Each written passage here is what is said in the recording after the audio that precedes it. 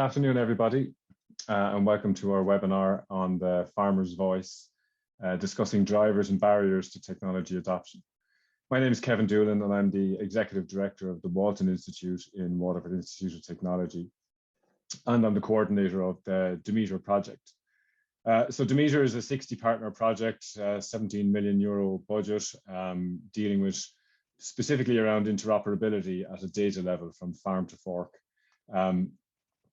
We have 20 different pilots within our project, and we see the multi-actor approach that we're taking as being very central to the project. And essentially, this requires the voice of the farmer to be included at all times. So we've gone through a very rigorous requirements process with farmers at all stages of the project. And that's what brought us to undertaking this particular survey. This survey is very important to us because we really need to understand farmers' needs. It's really not enough for us to just assume as technologists that we know what farmers will want from technology. We need to hear the real voices. I also want to thank as the organizers and the people that have collaborated with us here, including all our panelists, but also the Thrive Accelerator, which is run by SVG Ventures in the US. SVG are a longtime partner of the Walton Institute. We've done work together in the past, and it's great that they're on board to give the kind of US perspective on this. I also want to thank the World Farmers Organization, where they've extended the conversation outside of the EU and towards, for example, South Africa and Jamaica. Your moderator for today's session is Ethan Cleary of the Irish Farmers Association. So Ethan comes from a fifth-generation arable farm in Ireland. He's very passionate about connecting agriculture with technology that benefits and supports the farmer. He is currently the Irish Farmer Association's Technology and Innovation Executive, responsible for their overall technological development. From a policy perspective, his current focus is on driving the innovation and digital agenda for Irish farmers at an EU and national level, with the aim of ensuring farmers benefit from this era of rapid digital transformation. So, and thanks, Ethan, for moderating this session. So with no further ado, I'm going to hand straight over to Ethan to kick things off. Thanks very much, Kevin, and hello to everybody. And you're very welcome here today to what will be a very interesting and illuminating session, I hope, where we're going to discuss the results of the research we carried out on technology adoption by farmers as part of the DEMETER project. First, we'll hear about how the research was carried out and the results from the research with Dave Hearn from the Walton Institute, who will step through the results. We'll have two separate panels comprising a diverse mix of farmers, technology providers, and industry experts, all involved in the area of smart farming. And the first panel will discuss ways to encourage and increase technology adoption in the industry. And the second panel then will look at how smart farming technologies can kind of help the economic, social, and environmental sustainability elements in agriculture and in a wider context, rural areas. At the end of these panels, we will then open it up to take some questions from the audience. You can please use the question and answer function provided. We'll have Ambra Raggi, Policy Officer from the World Farmers Organization, and who's leading the global outreach program in DEMETER. And Ambra will discuss how farmer-driven innovation model can be used to surmount the digital adoption barriers that are in place. And then we'll get the perspective from global agri-tech providers with Danny O'Brien from SVG Ventures and Thrive, which are the leading global agri-food investment and innovation platform headquartered in Silicon Valley. I'll then hand back to Kevin, who will close out the session. So without further ado, we're going to jump into the results of the DEMETER Farmer Survey with Dave Hearn. Dave is the Senior UX Designer and Developer at the Walton Institute.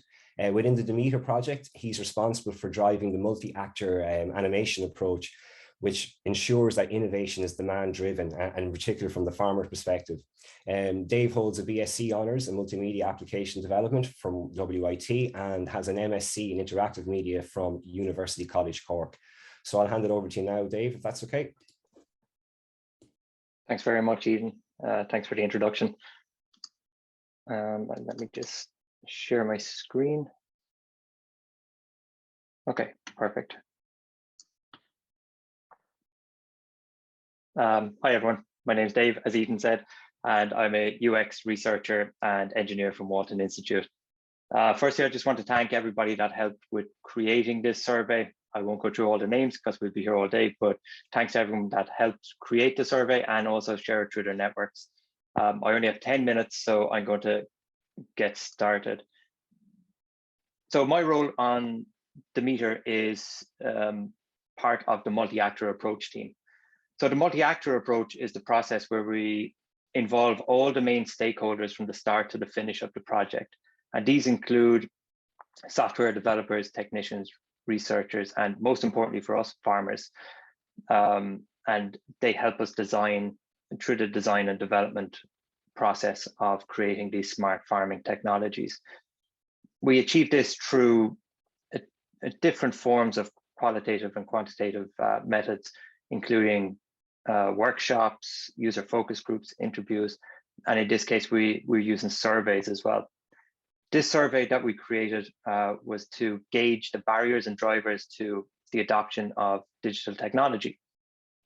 This was to help us further improve the technology offerings that we have from the components in DEMETER, but also on a wider scale to inform technology providers of what needs to be improved to improve the adoption rates of these technologies on farm, and also to help improve farmer communications with the software developers and try and improve the trust around data and governance.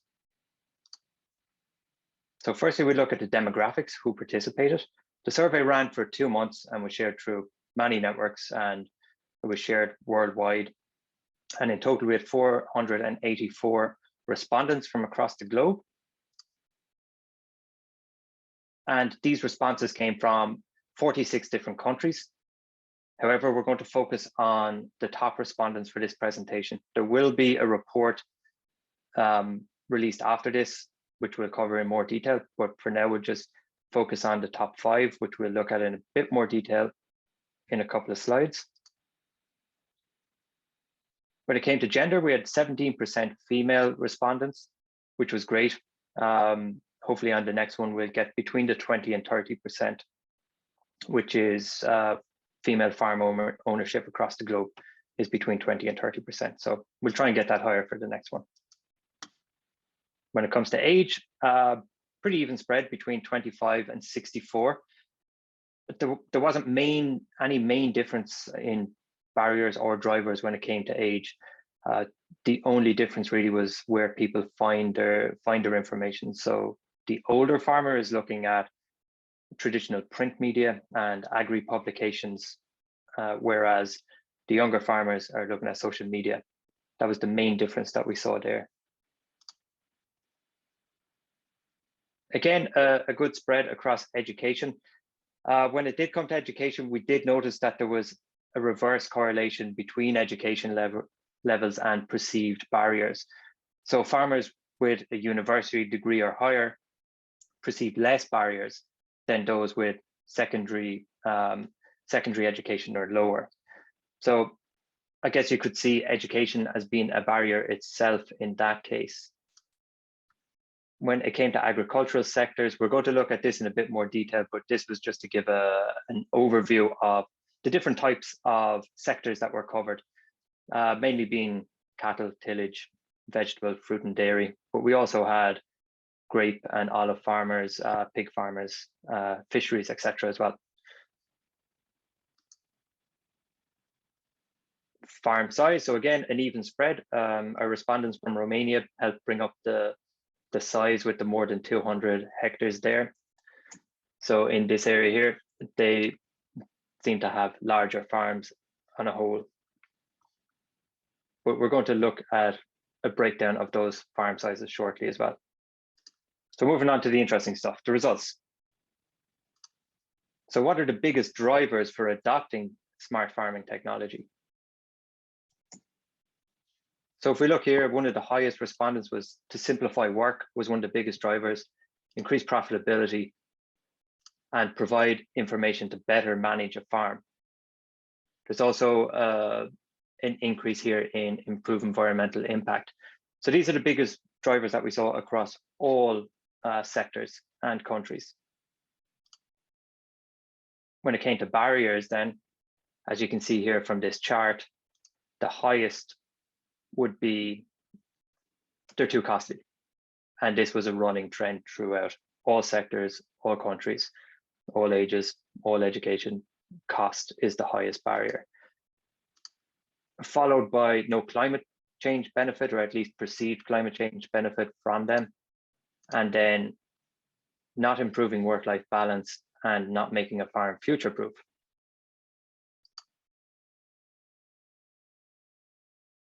So breaking these barriers down a little further, when we separate them by farm size. So from this aspect, from farm sizes, they all believe that no environmental or climate change benefits are large barriers to the adoption, along with cost obviously being extremely high. And it seems that cost is a bigger concern for the smaller size farms under 200. So you see here with the different colors. So under 200, between 100, 200, too costly, quite high there. And also data sharing issues here as well. And when it goes to the smaller farms from less than 5 up to 50, ease of use was of high concern, along with training, the availability of training. Okay, next we'll look at female farmers.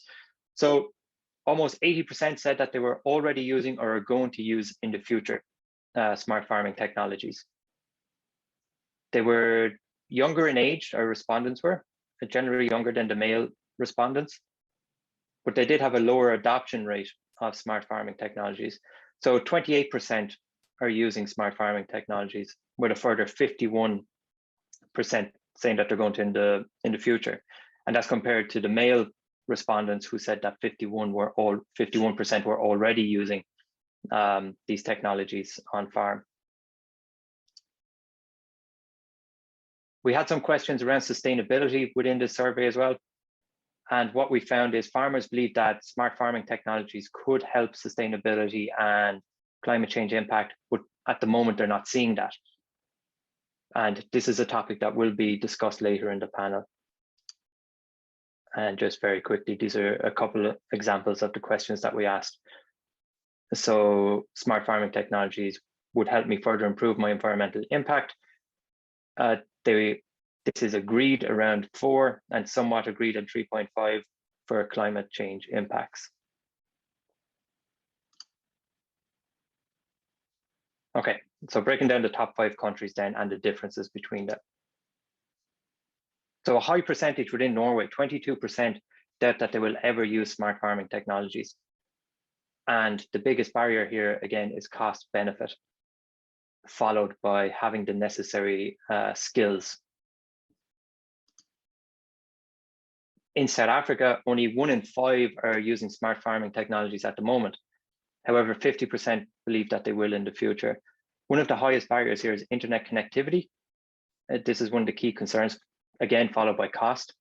But internet connectivity from the respondents was rated at 4.5 out of 10, whereas the average globally was 7 out of 10.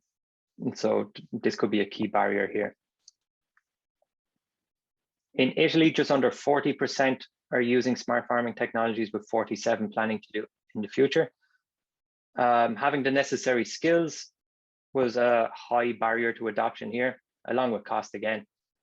And in Italy, usability and ease of use are important decision-making factors when choosing smart farming technologies, rated a lot higher than any other country. So then in Ireland, sorry if I'm going through this too quickly, I'm just trying to get everything in a short amount of time.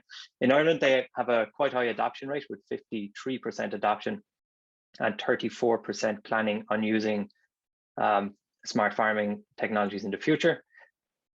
50% of the respondents claim that data ownership is a key concern. However, they do believe that smart farming technologies can simplify work and give useful information on managing farms. They also strongly believe that smart farming technologies don't keep data secure and safe. So with the highest adoption, then we had Romania, where 66% are already using smart farming technologies, our highest responded by far. and 28% were planning to in the future. So they strongly agree that smart farming technologies simplify work, increase profitability and their yield. They disagree that they complicate work or make them excluded from the wider community. And farm sizes are larger, over 200 hectares in general, and a very strong internet connectivity. Very quickly here. So the most negative, Norway, Ireland, and Greece saw higher barriers to adoption. And the more positive were Serbia, Georgia, and Germany. And they strongly agreed that these smart farming technologies can simplify work and increase profitability and yield. Greek farmers seem to be the most concerned about lack of educational support, and poor cost benefits and work-life balance are seen as the main barriers. Okay, farming sectors. We're almost there. Farming sectors, 18% of dairy farmers said they would never use smart farming technologies, which again is one of the highest per sector, and price and data security are the main concerns. They also say that tech providers rarely approach them to collaborate on ideas. Tillage farmers have the highest adoption, 30% already using, or 60% already using, and 30% saying that they will in the future. And they strongly believe that smart farming technologies bring useful information and future-proof their farms. Aside from cost, the difficulty in usage is the main concern. So usability and difficulty in usage again. Livestock farmers, less than half are using smart farming at the moment. A further 35% are planning to in the future. Again, usability rated extremely high with livestock farmers here as a key concern. And tech providers do not approach to collaborate. So two that can go hand in hand there. Okay, so finally on farming sectors, crop production farmers have a lower perception of barriers, whereas cattle farmers seem to perceive barriers higher than the other sectors. Other sectors, including beekeeping, forestry, etc., have a negative view on support and training. In conclusion, the perceived barriers to adoption are much higher for farmers that do not use them. So this means that people who haven't used these smart farming technologies yet are not seeing the benefits from either their peers or from the providers of these technologies. Outside of Europe, internet connectivity is a huge barrier. Overall, better internet connectivity increased the likelihood of adoption when they were correlated across different countries and different internet connectivity rates. Lower connectivity meant they saw it as a strong barrier. And finally, the biggest drivers to smart farming technology adoption are that they provide useful information to better manage farms and they can simplify work. Farmers clearly agree that tech providers should offer training, and this training should be blended. So partially online, partially in person. And then when it comes to data governance in Europe, this rates as an extremely high barrier. So data trust and security are quite high there. In general, larger farms have a better adoption rate or are willing to adopt, whereas smaller farm owners do not see the perceived benefits. Tech providers tend not to approach farmers to discover problems to develop these solutions for. And usability ranks of high importance for adoption. Also, collaboration is ranked as very high as well. Okay, that is my last slide. Thanks very much. That's great, Dave. Some really interesting findings there, especially with the divergence across the different regions, and also usability starting to emerge as being a key driver. We're starting to see that ourselves here with our interactions with our members. So it's good to kind of see some of the anecdotal stuff now being referenced and backed up with the data from this survey, which was really great to go through the results with. So I'm going to move on now to introduce the first panel, which is building building the right environment to encourage technology adoption. We'll discuss the ways to how can we encourage greater use of smart farming technology in the industry based on the findings from the researchers described by Dave. I'm going to briefly introduce our panel members now, and we'll discuss some of the findings. So firstly, we have Erland Kjesbu, who's a dairy farmer from Norway. He operates alongside his business partner 2 family dairy farms with 50 cows across 90 hectares, as well as some beef and grain production. And also has a 200-hectare forest for timber, which is really great to see the kind of blend of different farming types there. I would say that Ireland is at the vanguard of smart farming technology use, with operating milking robots, manure robots, automatic feeders, and is involved in a research project using green-fed systems for measuring greenhouse gas emissions from each individual cow. Ireland would be a user of digital farm management systems as well for dairy and plant production. And then we have Nono Sekoto from South Africa. Nono began her career in the financial services sector before moving into agriculture in 2011, co-managing her family commercial farm of over 2,000 hectares, farming pretty much a good mixture of everything with dairy, beef cattle, sheep, apple orchard and grain production. Nono was the national youth chair of the African Farmers Association of South Africa, where she established the AFA-SA Youth to run various programs and empower young farmers across the country. Nono is an entrepreneur as well and founded a couple of companies, one called Growth Shoot to develop viable business models for startup agribusinesses, and also co-founded Advanced Ag, a company that consults on strategy and development of agricultural projects. So a good blend and mix there as well. And Nono's work is featured on media outlets such as Huffington Post South Africa, The Farmers Weekly, and BBC Africa, to name just some of them.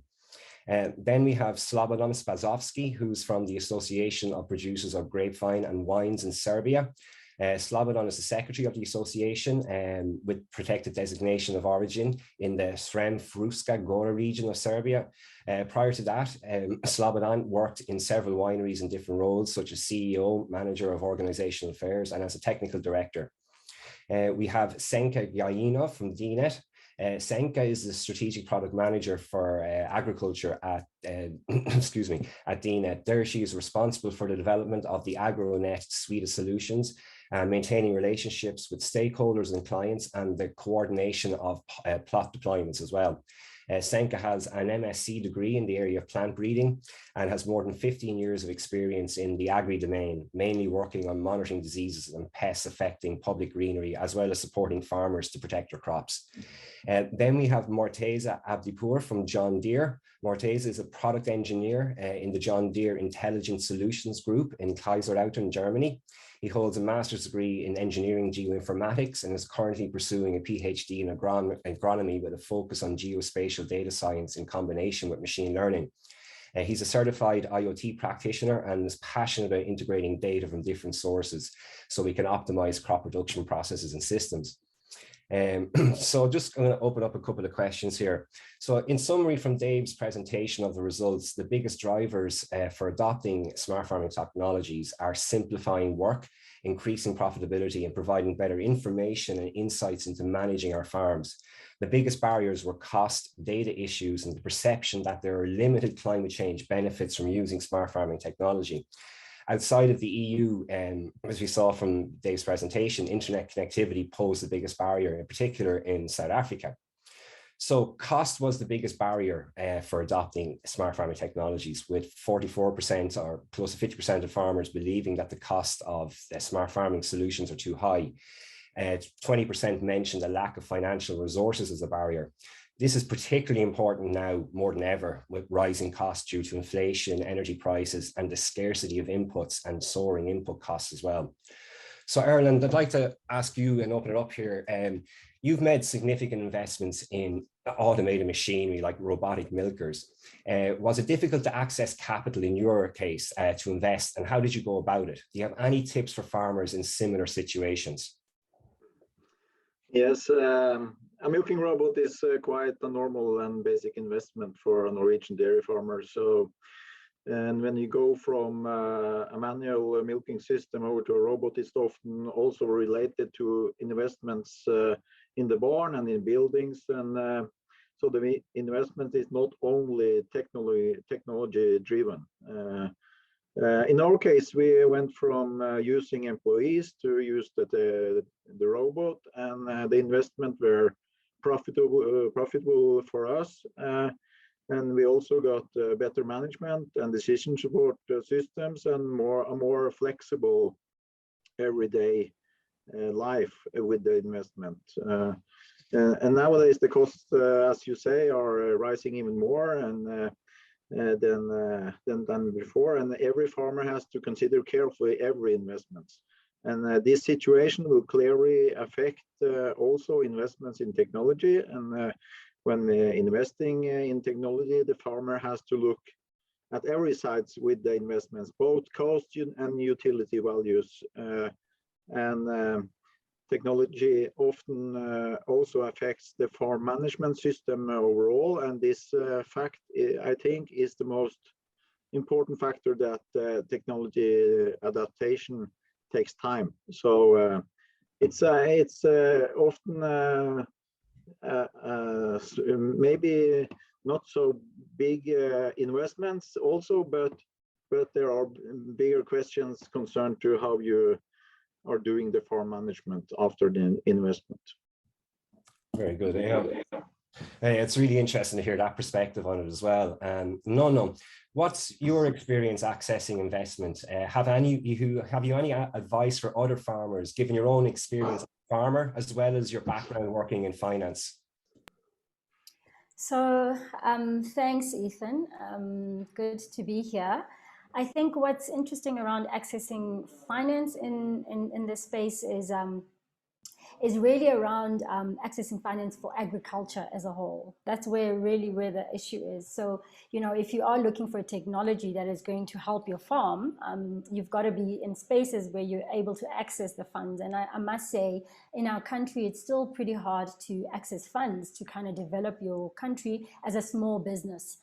There's still very, very specific traditional ways like banks, which are a little bit more expensive, so to say, to be able to support developing businesses. So in our experience, I know, you know, just listening to Erden saying, you know, back in the day when we used to do dairy, as you said, mentioned, we have done quite a few different enterprises. We did have to access, you know, machinery that was good enough for us to be able to service one of quite an upmarket retail store. So that meant we also need to be using the technology that will be able to get us to record properly, to make sure that you know, that the cattle is milked properly, etc.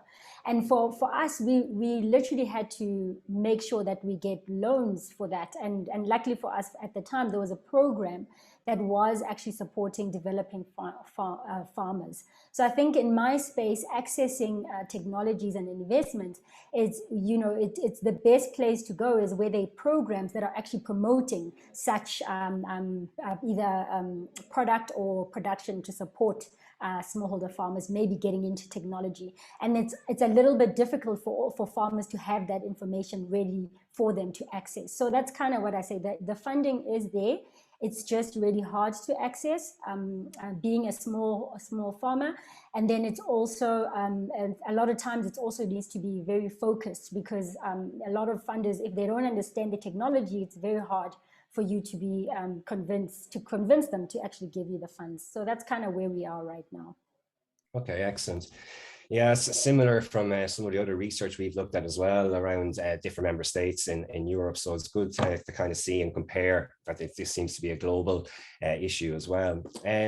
So for Senka and Morteza, we're seeing that cost is a significant factor for farmers.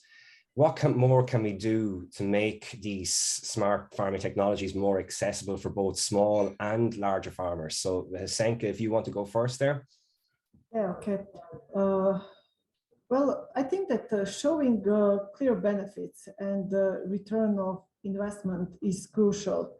And this together with, let's say, having in-house champion, so one first or early adopter that can show all benefits and that can share experience after using smart farming technology, that is a good for starting.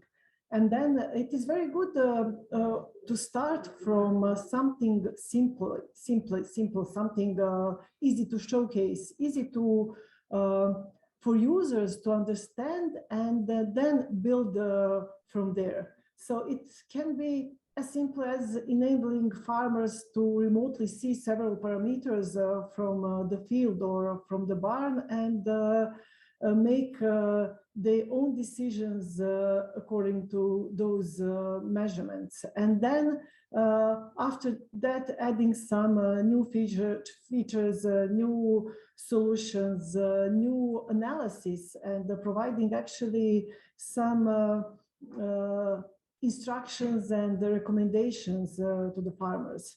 And from the other side, I think that reasonable approach for small farmers could be mutual investment. Like if you have a few small farmers at one area, they can invest together in having some devices for collecting some important parameters, and then they all can use those parameters for decision making after all.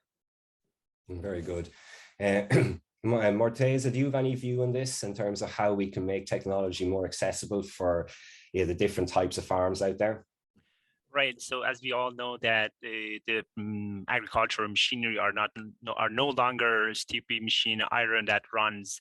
It adds on complexity since we are seeking precision and understanding how we can be sustainable, maintain sustainability through production and crop production system. Therefore, it raises costs since the complexity is high there. And maybe from a John Deere perspective, what we try to do is that we try to provide out-of-the-box solutions that would cost nothing for a farmer, such as operation center platform that is free of charge, and farmer can fully use that operation center to manage the data and collect data and review those data and eventually gain insight from the data. So eventually understand how better decision can impact his or her business at the end of the day. For example, one of these, if a farmer has an MTG device and a GPS receiver, can eventually connect to an operations center through a cross-platform application, a mobile or web application to manage their farm data. And also recently, John Deere has changed a business model for a JD Link, which is also a fleet data management platform that previously was not subscription free, and now it's cost free. And farmer, if the farmer has the required hardware, they can usually use the full potential of this platform. And all the cross-platform applications are also free of charge. So one of the technologies that recently announced is the CNS spray that actually brings a huge benefit in terms of reducing the chemical applied on a field that also reduces the cost in terms of buying those chemical application at the end of the day. And I believe this is a long-term investment that eventually can return back to the farmer at the end of the day. Yeah, Morteza, from the actual full research results, we see that farmers don't want to lease technology, but want to buy it. Which probably is a carryover from traditional approach to agriculture. What are the benefits from leasing rather than buying outright smart farming technology and equipment? Right. So one of the obvious benefit of leasing an equipment is that the farmer is able to always keep that equipment up to date. So they no longer need to be worried about the old equipment or update software or any technology hardware related software update, and eventually they can just replace the new technology right after a new version of or series of that technology is released into the market. Okay, very good. Yeah, it's interesting because we're seeing the consumer space where maybe high-end smartphones, which were traditionally a one-off purchase, are now moving towards almost a subscription model as well. It'll be interesting to see will this carry forward or cause a wave within agriculture too. Farm data is always a topical issue, but more so at the moment with the trialogue and agreement for the new Digital Market Act last week. The Digital Market Act is going to stress the need for data interoperability between gatekeepers and advanced data access requirements for businesses and consumers. And from the research, we were kind of seeing roughly 20% of farmers were concerned with data misuse, and 15% from the overall survey population felt that there was no return from data sharing. Results were the highest in the cattle sector, with nearly 30% feeling that there was issues there. And this was even higher in my own region in Ireland, with around 50% expressing concerns on how data is managed and shared and exchanged, which is very representative of the discussions we are having with our members within IFA. So again, Senka, Morteza, how is data managed on your platforms, and what can you tell us about how you address farmers' concerns with the governance and management of farmer-originated data? So Senka, if you want to take that first, please. Sure. Well, yeah, data and data security is a very interesting and very modern topic in these days. So a starting point for our application, for our service, we are not collecting too many sensitive data from the end users. So we are collecting only email address and farm location. So not like a big deal. But on the other side, we are using Microsoft Azure as the main IoT platform where all data is stored and processed.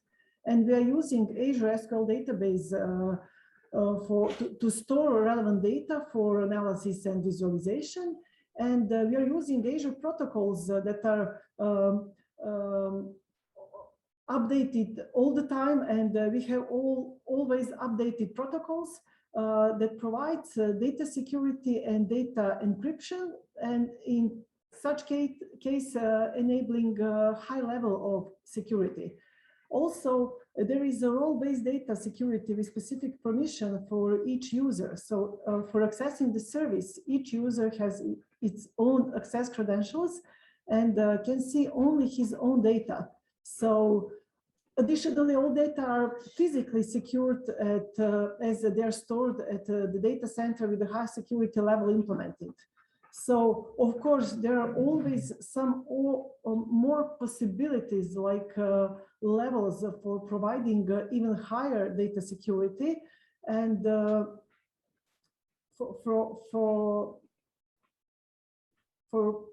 for now, we are providing, I think, enough level of data security.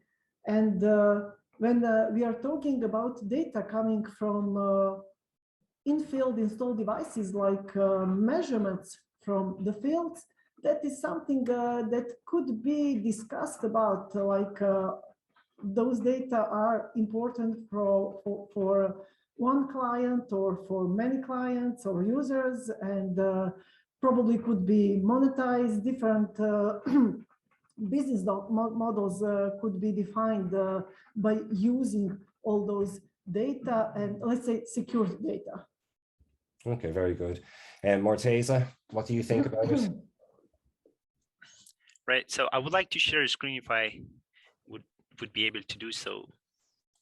And just real quick demonstrate what we have in terms of the data security and data protection in the platform here. So Ethan, can you please confirm if you can see can you see my screen here? I'm sharing. See your Windows desktop, okay? Okay, gotcha. So here we go, right.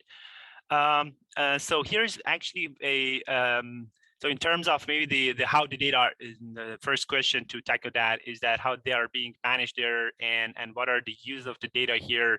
So the farmers or the growers that are using the platform, the platform enables them actually to track the job. So if we collect telematic data, real-time data that we can see the machine is moving on a field, the farmer can see if the seeding, for example, finished already, or if the machine is accomplished already an operation in a particular field and moving to the next field, or also in terms of managing the machines, where are the machines and what are the status in terms of the being working right now on a field, or which field are working, and what are the operations?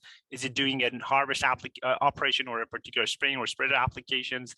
And also at the end of the operation is done, the data will be stored in a AWS cloud, which is a John Deere cloud solution that stores the agronomic and telematics fleet data that enables the farmer to pull the data through a user interface in a field analyzer within the operations center to view the data and see if that particular nitrogen application was effective, if that particular seed variety was effective in returning a higher profit or yield, and therefore that enables the farmer to understand what are the underlying factor affecting the outcome or the final profit.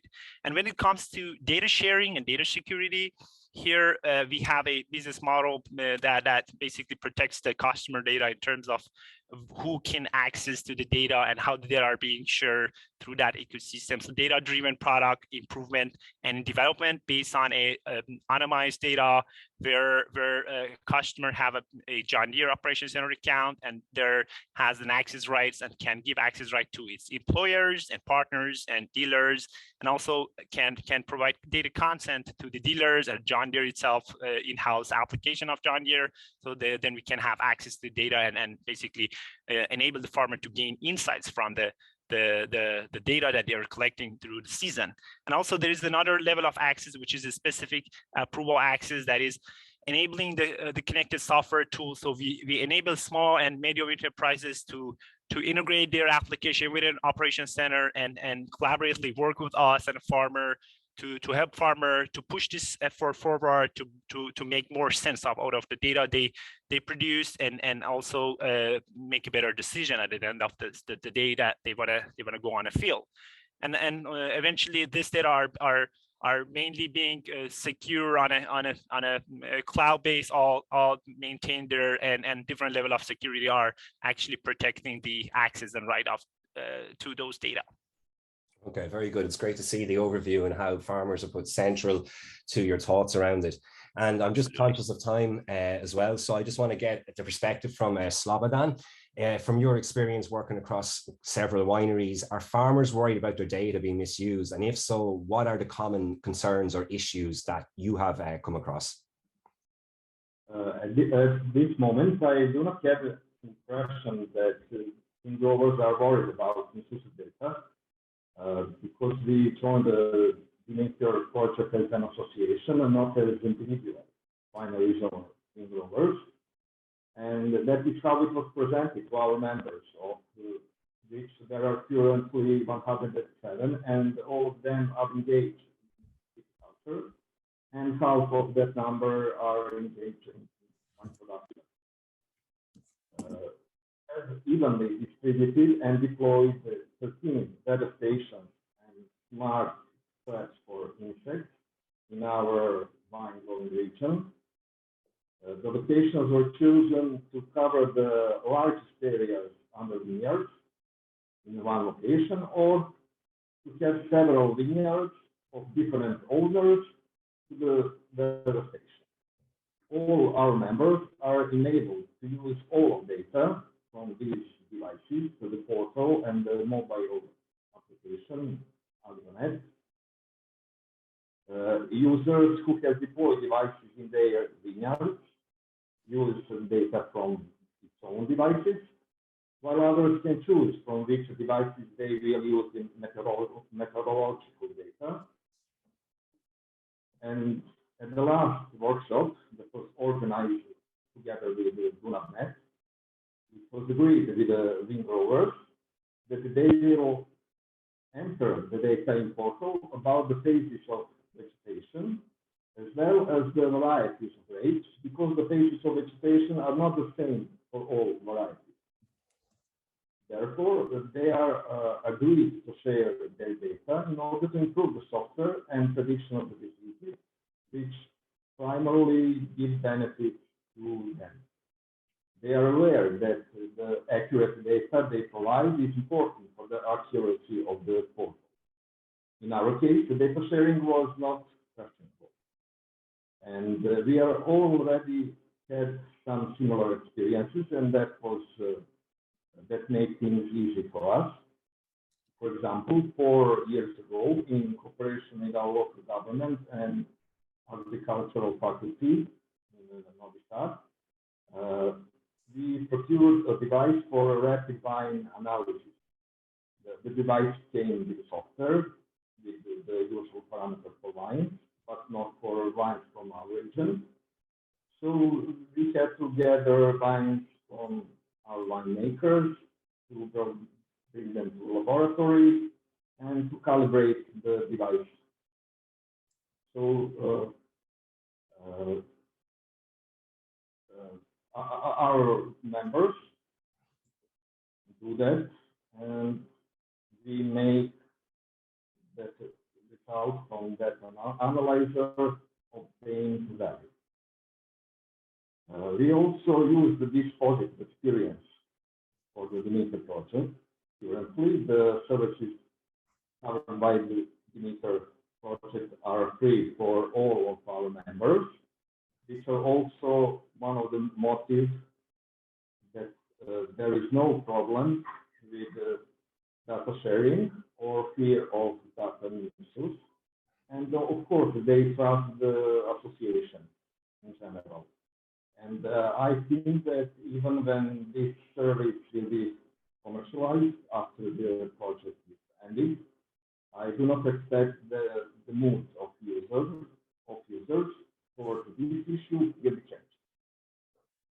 Okay, no, that's good to hear a different kind of view and perspective on it as well. So again, I'm just conscious of time, so I'm sure there's loads of questions that we all would like to ask, especially around the cost benefit and return on investment kind of concerns raised there as well, and then around the access to resources and training and support, which hopefully we'll get to in the questions and answers section after the second panel. So I want to thank all our panel members. It was great to kind of hear the varying experiences and backgrounds and how people are dealing with the various elements that were surfaced from the research. Our second panel, we're looking at building the path towards sustainability. And we're looking at how smart farming technologies can help not just the environmental elements of sustainability and survival and thriving, but also the economical and social elements as well. And we want to look at this into the wider context of rural areas and communities on top of agriculture. So our panel is a good mix. Again, we have Edvard Shermandini, who's a Georgian farmer. He manages his own farm where he grows apples, cherries, grapes, and strawberries. It's a good mix again. He's interested in using technology to help him allocate his resources more effectively and reduce his costs and to be more sustainable. We have Eva Muntian representing Tragsa. Eva founded RTDI in 2008. Which is an SME devoted to the management of research and innovation projects to support SMEs, research institutions and technology centers in developing technology projects, and most importantly, getting those results into the wider industry and out into society. She's also been an evaluator and advisor for national and European authorities around programs relating to innovation promotion, digitalization, and specific regional strategies as well. So a breadth of experience to bring to the discussion. We have Alexander Berlin, who's the CEO of Berlin Thinking. Alexander is a professional data business model expert. He works in digital transformation and a startup developer at a European level. Alex provides acceleration and transformation services for tech startups and larger corporates using the medium of IoT, the Internet of Things. He's a future agri-food evangelist and European agri-food ecosystem navigator. And we also have Shalini Siaton, a farmer from Jamaica. Shalini is the 2021-2022 World Farmers Organization Gymnasium participant from Jamaica. She's the chair of the Jamaican Network of Rural Women Producers, U Committee, and is a member of the Rural Agricultural Development Authority local board, where she presents the voice and concerns of rural women farmers within her community. She's also a proud farmer of pumpkins, sweet potatoes, pineapples, cucumbers, and peppers. If you get a chance as well, Shalini actually operates a YouTube channel called Farmer Chic, where she shares details of her farming journey and adds information to inspire and motivate others. I'd recommend you all to check it out. I learned how to plant ginger from watching the channel the other evening, so it really is inspirational, and Shalini wants to use her experience and these channels to inspire other youths, particularly young women, to get involved in agriculture. So in terms of environmental sustainability, I'm going to open this up to Eva and Alex first. 40% of farmers surveyed do not think that smart farming technologies currently help in addressing environmental concerns, but they would very much like this technology to help with the issue. So Eva and Alex, from your perspective and in your experience working on different EU projects, how can smart farming technologies help with environmental sustainability? So Eva, if you want to go first there. Thanks, Ethan. This is a tricky question given the answers from the survey, which somehow show great expectations, but lack of visibility over potential results or benefits. In general terms, technologies give farmers the possibility to take decisions which are not blind. Not only the technology makes data available, which is really relevant for the decision taken, but also it supports us in analyzing and interpreting this data, in understanding the information to take better decisions in terms of environmental sustainability. And this is really important. Also, it brings us the opportunity to be fully aware of the environmental impacts that we create, whether they are negative or positive. Of course, this will be brought to those using the technology, properly. In the end, technology is like a hammer. I can use a hammer many different ways with many different levels of potential. And it's still the same hammer, so the use of the tool is important. And it's also important to consider that it will take time. It will, being aware, increasing our awareness on the impact that technologies bring to environmental sustainability will take time. First, because of technology itself, we need to accumulate data. And second, because of the nature of climate issue, of environmental issues, they take time to change, and these changes need time to show up. So somehow we need to go through these learning curves.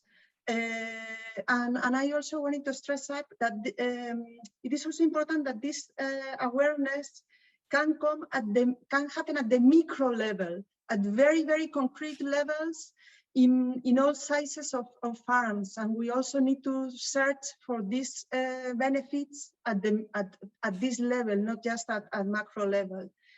In DEMETER, around the pilots, several indicators are being somehow considered and in different pilots and studied. Of course, time is important, but I wanted to stress out, for example, biodiversity, or water use, pest management and nutrient management as potential benefits, energy, carbon footprint, air quality, and forest coverage.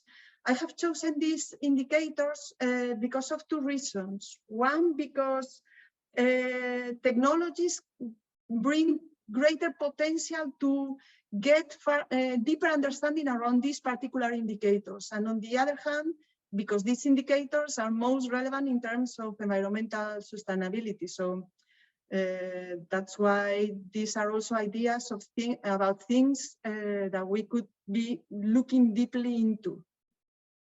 Very good. Yeah, I agree with the focusing on the micro level and trying to get the information there and show the benefits from what's this new technology can bring across all pillars of sustainability. Alex, in terms of the environmental sustainability linking in with the economical sustainability, how can new business models such as direct to consumers help farmers? And very good question. Maybe one quick thing from IOF 2020, where I was in charge of the KPI measurement and actually getting some performance data, for example, especially on the environmental impact on it. We're just going to share my screen here for a second. We have a very nice IoT catalog, for example, which hopefully you can already see it, created a little overview here on the KPIs, for example. And if you see here through, this is just one of our example use cases that we had. We had in general, in total, 33 on over 150 test farms where we performed already the IoT implementation over 4 years. So you see here quite significant impacts on the environmental field, right? So we have a lot of reduction in specifically in the chemical area. So we could see reductions up to 56%, even 94%, which was also regulatory issues, not just the technology, which was an impact here. But we have also seen quite significant impacts on, for example, the use of fertilizer being brought in, especially of fertilizer that is going down into the groundwater. Then, so we have that. So if everyone who's interested to see that, I'm going to share that in the chat so that you can go there. All the use cases that we had in IOF 2020 basically are listed there. So here's the link directly to one. There you can actually get already direct data. So you see there is evidence, really evidence that there is an effect, especially obviously like Eva already described it. It depends a little bit on the specific situation of the farm already, and where are you, how sustainable are you already, but also of the usage obviously of the technology, but in general it shows that it is there. But the bigger question is, and that's what we found on IOF, even so you have all of these very nice sustainable effects that you can create there for the balance sheet of a farmer. Compared to what this technology costs in order to bring it up there, to train all the people around it, get your processes adapted and so on, it is still a hassle to make it economically viable only through the savings of water, the saving of fertilizer, the saving of chemicals that you're having. That business model is now really very attractive. So it means we have to add it. We have to add it with additional business models to it, and that means recouping some higher margins in the market. Obviously, we have a big interest of a lot of customer groups that are very interested in getting more sustainable products on. But on the other side, so there is also willingness to pay a little bit more for the food products that are behind it. But we are still having an issue of getting this higher margin down to the farmer. That gets directly there, and that means for us. Therefore, this is very much connected, smart farming as well with direct distribution, for example, with leaner distribution channels, and then more transparency in these channels. Because on the other side, if you're just having a bio product and selling it for maybe double the price than a conventional product in the market, you also have to explain it to the customer. You cannot just, believe that a customer is just standing in front of the shelf and just picking the higher product because it simply trusts you. That's not how it works. You have to also show them how you produce, and ideally on a kind of data maybe management. And there is where smart farming technologies can help a lot. Getting farmers into the position to provide this data to the consumer. So that is one thing. And the other part obviously is then carbon credits. For example, we have a market already which is developing now, for example, for carbon certificates.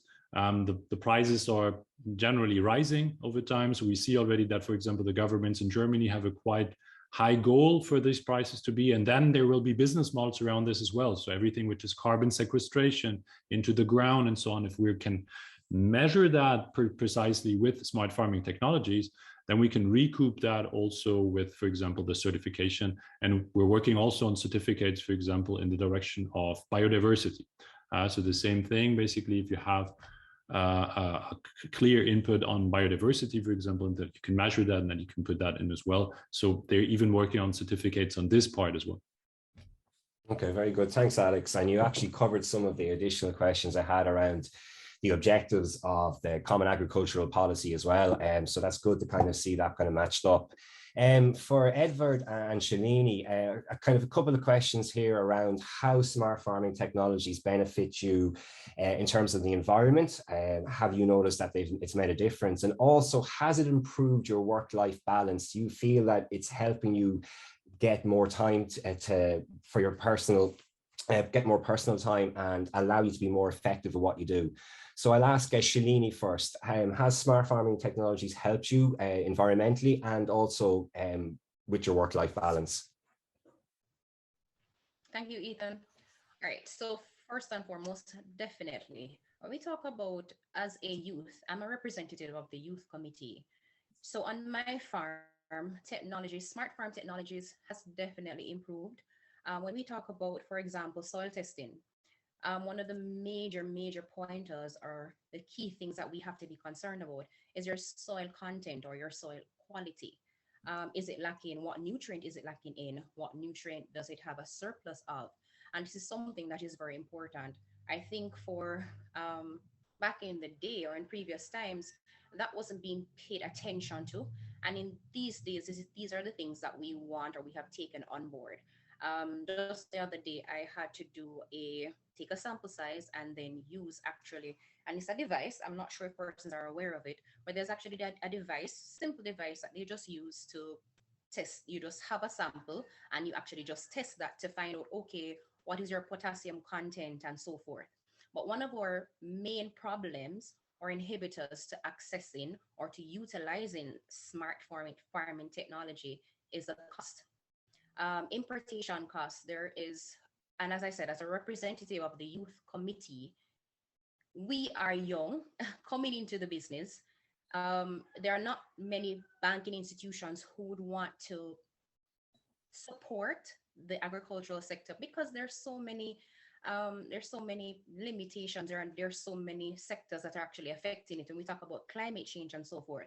So costing is a major factor for us. So it is something that we want to launch out more in. It is something that has definitely benefited my farm and so many others around me when we talk about use of tractors and so forth to make it very practical for others. So it is beneficial as it relates to work-life balance. And I'm happy that you actually put that out there so persons know exactly what you're talking about. This is when you divide between your work time and your family or your leisure time. It definitely has benefited in the sense where I have more time to give to my other interests. If I have to do other jobs outside of the agricultural sector, I can use farming technology instead of, in terms of my soil testing, for example.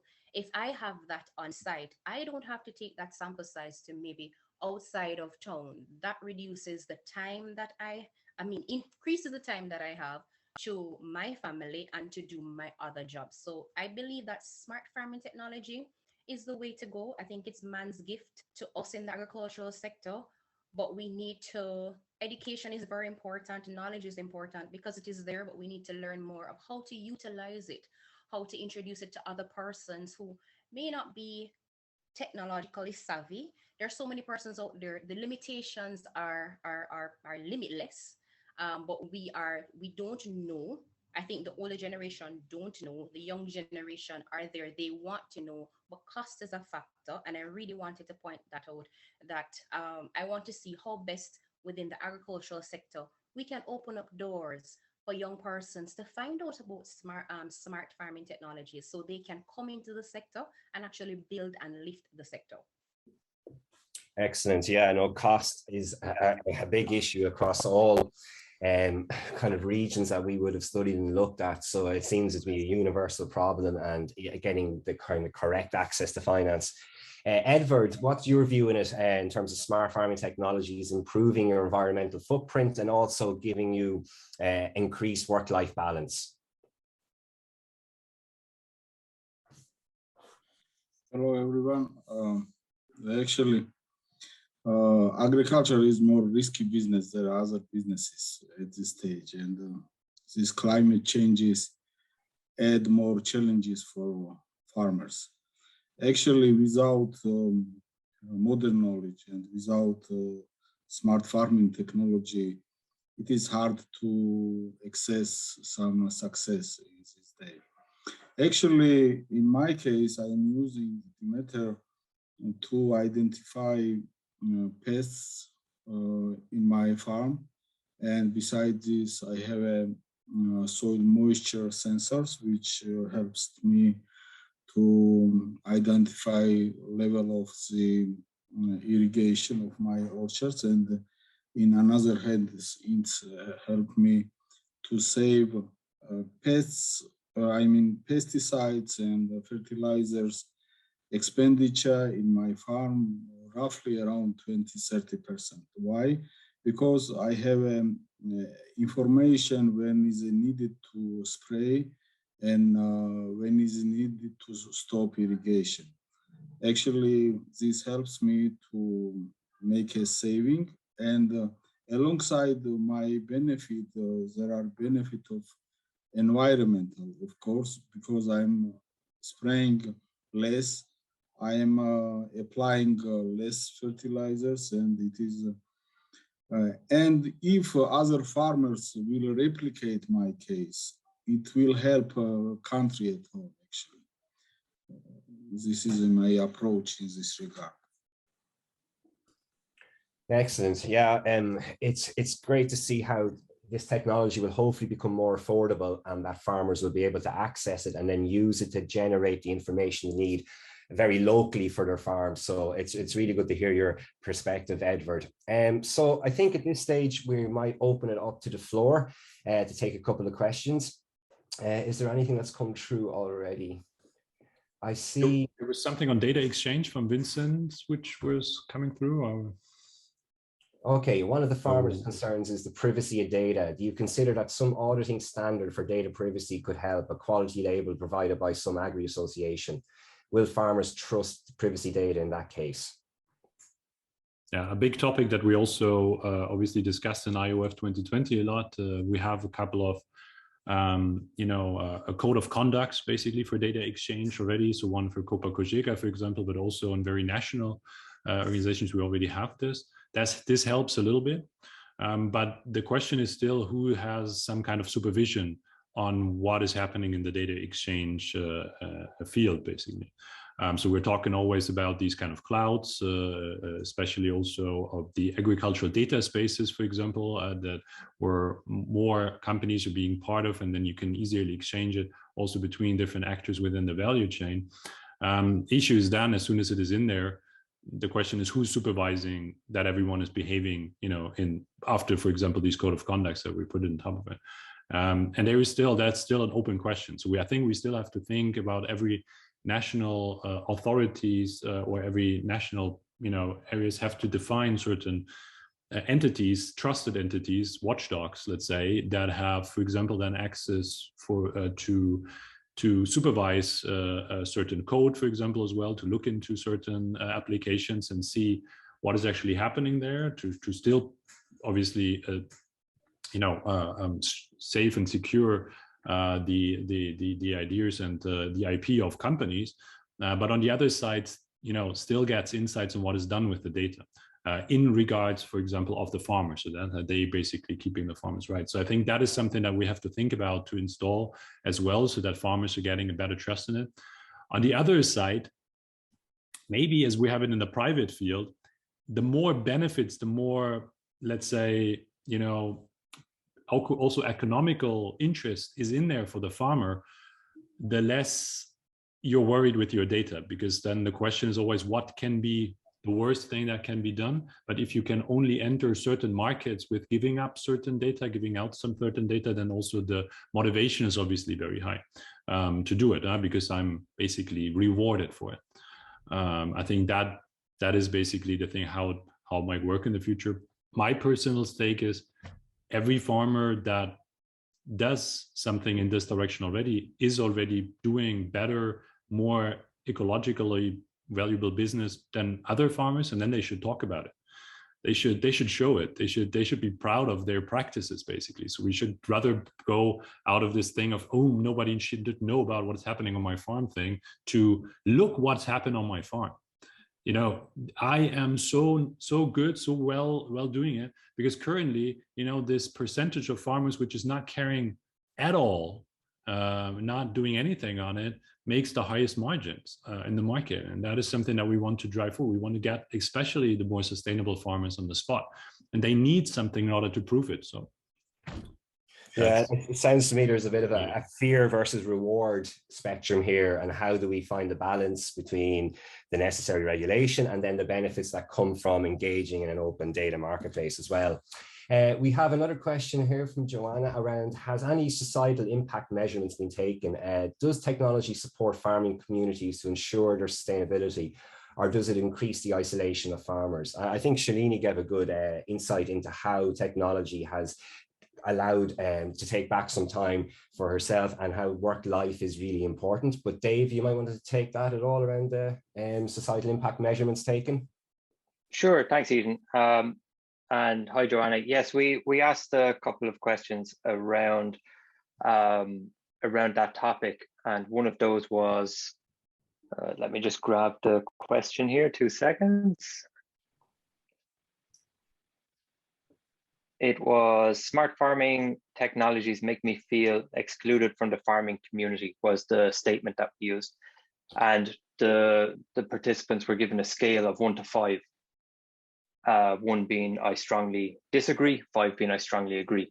And the average result on that was 2.3, which means that they disagree with that. We also have another question related to a component coming from DEMETER called the Stakeholder Open Collaboration Space, which is an online platform for farmers and technology providers to collaborate on ideas and create solutions. And we asked, would farmers be interested in joining a space like this? And we had another positive result from that, where 72% said that they would definitely like to be part of that. I hope that helps answer. Yeah, no, it's great for me to get the clarity around how that's linked through to isolation and collaboration and how that's extended into the industry itself. So thanks a million for that, Dave. Now we have Ambra Raggi from the World Farmers Organization, who's going to speak to us about farmer-driven innovation and how that's a useful model to overcome adoption barriers. Ambra is a policy officer at the World Farmers Organization and is leading the global outreach program on the DEMETER project. So Ambra, if you want to take over there. Yeah, thanks, Ethan, for the introduction. And then I would like also to thank all the previous speakers and panelists for this great conversation today. Really great inputs and pragmatic experiences. So thank you. I will try to add a couple of thoughts from the perspective of a global farmers organization. I have some slides I would like to share with you. So I will share my screen and please tell me if it's not working. Okay. I think it's working. Yeah. So very quickly, some information about the World Farmers Organization. WFO is a member-based organization that represents independent national farmers organizations and cooperatives from across the globe. We currently represent over 70 organizations and 1.5 billion farmers around the world. Our mission is to bring the voice of the farmers in every and each international process that have an impact on agriculture and farmers' work and livelihoods, trying to put really farmers at the center of those debates. And in this slide, you can see here all those areas where WFO is active, advocating for its members, from food security to climate change, and innovation is, of course, one of those areas, and it is indeed a key one. In fact, our members have recognized that innovation in agriculture is key to the transition to sustainable food systems, and that particular attention should be given to digital technologies and their impact on the agricultural transformation. But we heard from Dave today the results of the survey to the farmers, and I would like to say that we particularly appreciated being part of this work as partner in the DEMETER project, because we could hear directly from the farmers the challenges they face to the use of technologies. And I must say that those really resonate with what we have been hearing today from the farmers directly, and as well at WFO from our members, both in developed and developing countries.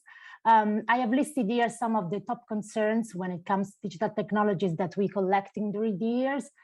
From the enabling environment, the need to access financial resources, as Nono pointed out before, and policy coherence among countries, the need for infrastructures, both physical and digital. Farmers need appropriate education and skills and training systems on the field. They need a return on the investment. So the answer to Erlen's question in the first panel, what's in it for me after that investment? And the use of data is also one of the top concerns, as it was deeply addressed in the two panels. So how we address those concerns, how we overcome those barriers? Well, we know also from today's conversation that there is no magic recipe, and that one-size-fits-all solution won't work for farmers. There are differences from country to country, region to region, and farmer to farmer. But what we recognize is that too often farmers are not involved in the development of agricultural technologies. They are often treated as beneficiaries or end users. And that is why at WFO we advocate for a shift from a farmer responsive approach. So here you have the innovation, why don't you use it, to a farmer driven approach, to make farmers part of the game and be there when innovation is conceptualized, to make sure that the technology is consistent with their needs and expectation in terms, first of all, of investment, because they are economic actors and they have to earn a living out of their activity, but also compliant with the sustainability transition they need and want to see. Kevin mentioned it already at the beginning. We need to see more win-win partnerships, having solution providers and farmers seated together like we did today to match the technology offer and what the farmers really want and need. In this regard, I will add really the last point on the key role of farmers' organization in this regard, really to reach the last mile and involve in this process farmers even in the uttermost rural areas and make sure that the process is at the end, first of all, inclusive. And this potential is still untapped in many countries, and we need really to empower farmers' organizations and cooperatives to strengthen this role. This was really the last thought I wanted to share, so I'll stop here, but I will be more than happy to answer any question you might have in the chat. So back to you, Ethan.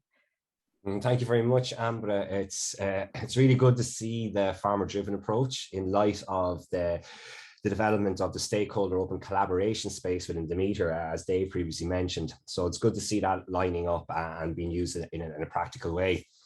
Next, we have Danny O'Brien from SVG Thrive. Danny is the Managing Director of the EMEA and Global Programs at SVG Ventures Thrive, which is the leading agri-food investment and innovation platform. Danny is responsible for leading their expansion in the EMEA region based in Dublin, Ireland. He also leads Thrive's award-winning accelerator programs in Silicon Valley and Calgary. He has also been involved with founding 2 startups of his own, so he has deep experience in this area. He has a particular interest in emerging markets where he sees potential of agri-food tech transforming lives in at-risk communities. So Danny, over to you. Thanks very much, Ethan, and good afternoon, everyone. It's great to be here on this panel with some great speakers today. I'm just going to share my screen here. Give us a moment. And hopefully you can all see that. Somebody tell me if you can't. But I guess what I wanted to show you today is kind of start wide and narrow in on some trends that we're seeing worldwide as well. We're obviously a Silicon Valley based investor and accelerator program, but we also work with a lot of corporates around the world, about 40 corporate clients who are in the agri-food value chain. We help them avoid disruption, work with startups, pilot technologies, etc. We're one of the most active ag tech and food tech investors. We were started in about 2010 or so. We have an award-winning program which has accelerated about 80 companies to date from all around the world. Although we're based in the US, we've had about 20 European companies come through. For example, we've had Africa represented and also Latin America as well. And those companies that we've invested in have gone on to create about $1 billion in value. We also spend a lot of time scouting the ecosystem to find what technologies are around the world, and we're tracking about 5,000 founders around the world in 100 countries. So we have a great view of what's coming next, and then what the challenges are from our corporations who are our partners, but also farmers. So we spend a lot of time working with farming organizations to understand what challenges they're seeing on farms and how our companies can better prepare themselves to really meet the needs of farmers when it comes to technology. So I think today's discussion has been particularly interesting for me to learn a bit more about what's happening in some of these countries that DEMETER covered. So starting wide, just wanted to kind of set the scene here for why we're investing in this space. There's several global challenges which are really driving investment in this space, things like climate, growing population, food security, and the emerging technologies that are coming out like machine learning, AI, big data, robotics, automation. There's a lot of trends driving this. Health is obviously a big challenge as well. Resource scarcity is another one. And really COVID has accelerated all these factors and put our agri-food value chain under the microscope. Investment in the space, as you can see, has gone up significantly over the last 10 years, at least since we've been in the business. Has gone from about 1 billion to 50 billion this year, and it actually doubled last year. So there's money going into this sector at the early stage companies to invest in them. So many of these technologies will be deployed on farms, and it's important for these companies to understand the farmer's point of view so that they can gain traction with these farmers and make sure they're providing value. There's clearly a lot of unicorns in this space. Unicorns are companies that are valued over $1 billion in value, and they're disrupting the big ag companies around the world, like the Cargills, etc. So there's real momentum in this space, and all these unicorns have made a difference by really understanding their customer and building value for the customer, and then building a successful business off that. I think it's important to keep that in mind when you're a startup looking at this space and thinking about what the problems are on farms. We have a top 50 report that we do every year, and we released this only about 2 months ago, where we analyze about 7,000 companies and come up with the top 50 companies in agtech, and we map them across the landscape. So you can see our graphic on the right-hand side of all the various, I guess, sectors or subsectors in agtech where we're seeing innovation or disruption happen. And again, we're mapping these companies here. These are some of the most successful companies who are private, so haven't gone public. We track them on things like the market size they're going after, their traction to date, the amount of customers, the growth, the money they've raised from investors, but also their sustainability metrics as well, which is very important. So apart from controlled environment agriculture, which is indoor farming, things like that, which isn't really it's more of a competitor to traditional farms.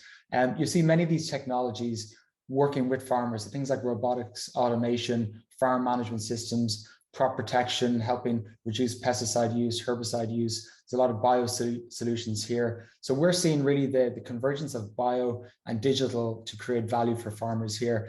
And if you think about all these categories, all these companies, they've answered some of the questions that have been raised today of getting over those upfront costs with farmers, providing them with value, and building a successful business off that. And there's a lot of learnings from looking at what they've done over the years.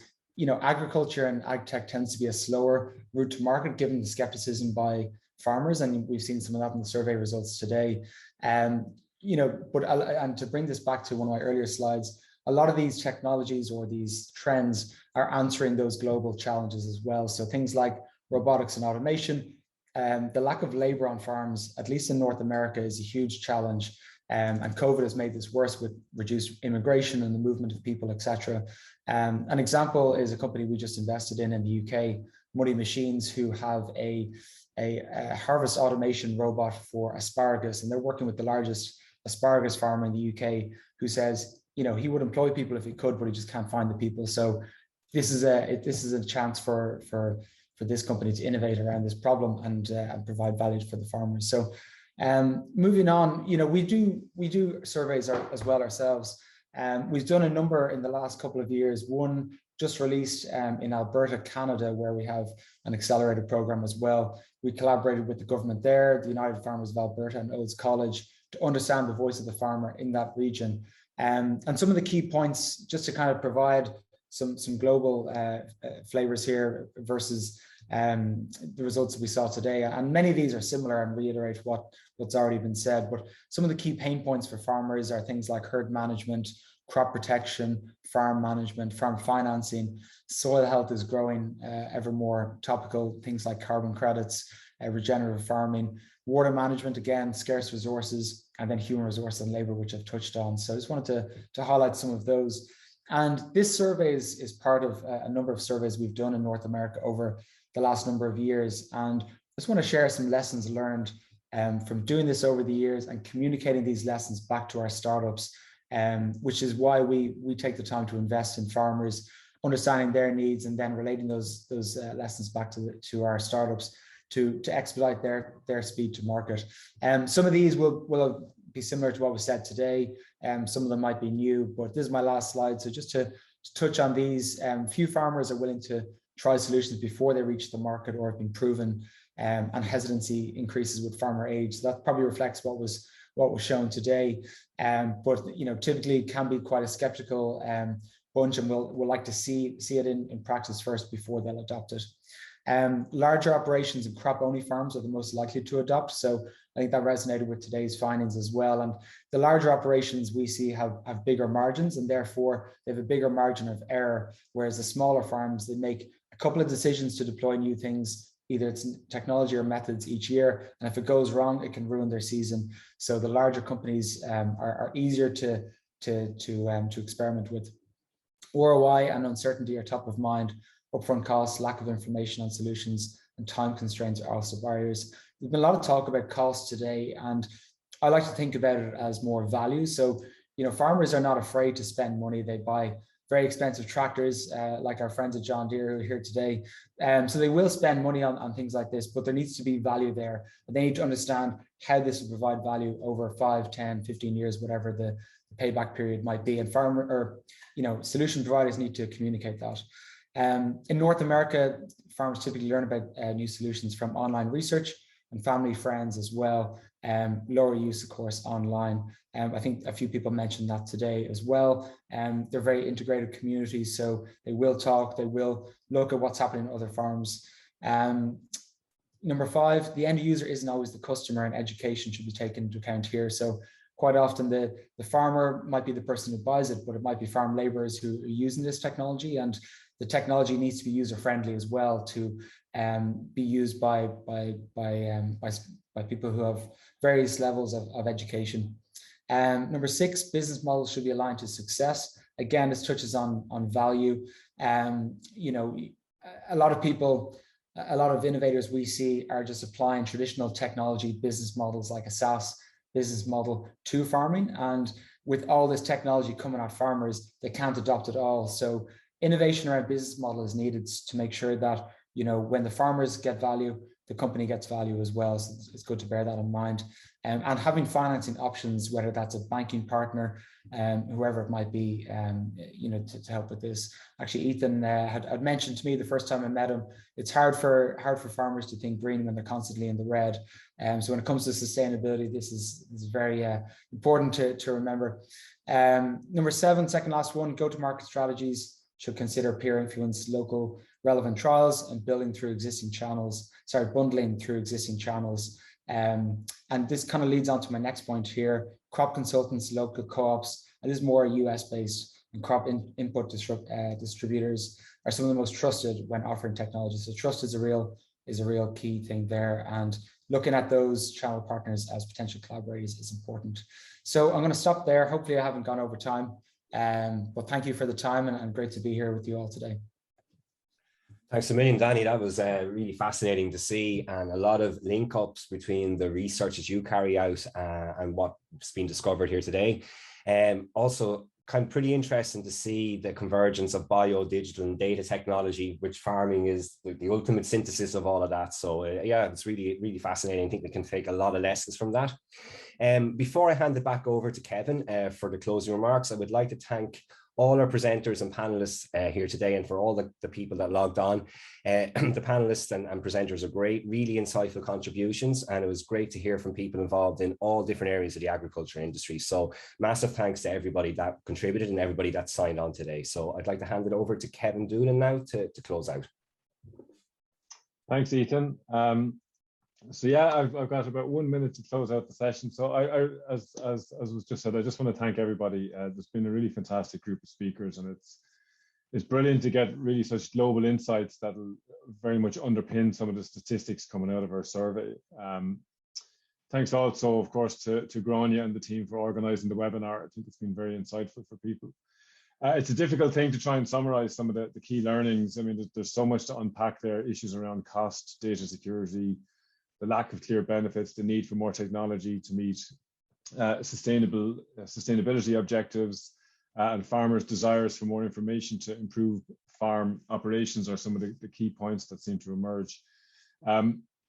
This will all be detailed, of course, in the report that we're preparing with the findings from the survey. So if you keep an eye on our social media, you'll be able to get access to that when it becomes available, as will the video of this webinar. So it just leaves it to me to thank everybody for presenting and organizing, but thanks also to the audience for joining us and giving us your questions and giving us your time today.